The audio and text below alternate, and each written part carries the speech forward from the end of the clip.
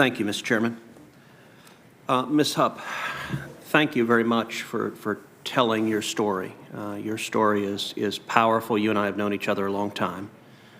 Your story is one that I believe anyone assessing the horror of gun violence needs to hear and needs to confront. And Ms. Hupp, what I would ask you is many members of this committee believe that the right policy decision is to enact strict federal laws to make it harder for law-abiding citizens to own firearms. Do you believe, in your experience, in your judgment, that disarming law-abiding citizens makes our communities any safer? I absolutely believe that disarming the average citizen makes for a much more unsafe society. Now your wheelchair-bound grandmother cannot protect herself from the thugs who want to take her Social Security check. If she has a weapon, now she's on equal footing.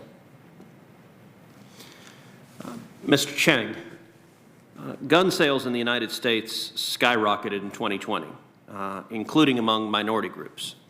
According to the National Shooting Sports Foundation, firearms sales during the first half of 2020 increased year over year by 51.9% for whites, 58.2% for African Americans, 49.4% for Hispanics, and 42.9% for Asian Americans. Why do you think that is? Thank you, Senator, for the question. The fear in the Asian American community is palpable, and it's real, and Asian Americans are waking up to the fact that we are Americans and we have the right to exercise our right to self-defense. And if we want to use a firearm, that should be our choice. And it shouldn't be up to the government to decide or determine how and when we decide to defend ourselves. And so I want to send a very clear message to Asian Americans that we are Americans too.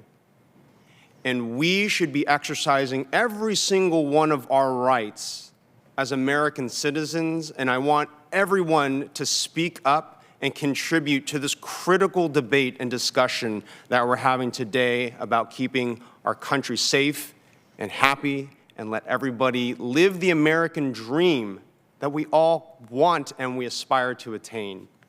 Thank you, Mr. Cheng. I think that was a powerful and important message. Do you believe that the right to keep and bear arms is a civil right? And to what extent do you think the additional firearms purchases last year were motivated in part by the riots we saw across the country as city after city in our country burned, as stores were looted, as police officers were murdered? To what extent do you think individual citizens wanted to be able to protect their own homes and their own businesses and their own families in the wake of the violence they were seeing unfold across our country?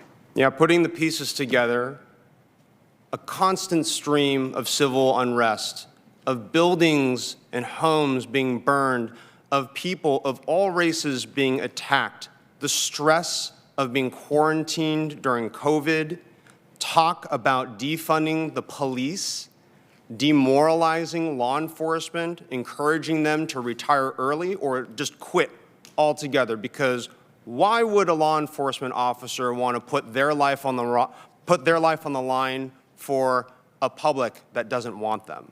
I can empathize with that. And so put on top of that the 149% increase in anti-Asian American violence. You betcha. Asian Americans are putting all these pieces together, just like all Americans are saying, this is a more dangerous society that we've experienced over the past year, and that we're experiencing now. And unfortunately, it's only getting worse. And I don't want that, and nobody else wants that. But there is a logical conclusion that if you're going to defund the police, and if there's going to be increased violence, and if I need to be my own first responder, that I need to have a firearm to defend myself and my family. Okay, thank you. Final question, Ms. Hupp.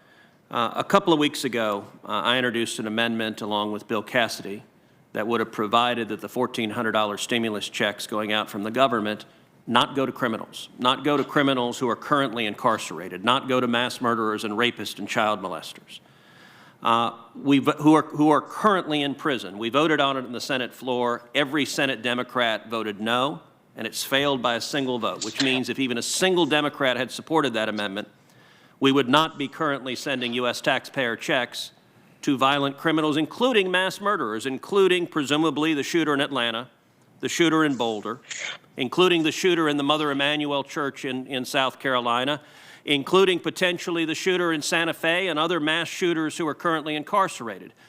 Ms. Hupp, what do you think of the federal government sending $1,400 checks to mass murderers who have carried out acts of gun violence? So let me get this straight. I don't get a stimulus check. One of my sons doesn't get a stimulus check, but the murderer does. I'm shocked. I'm horrified. I cannot understand what possible reason anyone would have to vote against that, Senator Cruz. I don't get it. Thank you.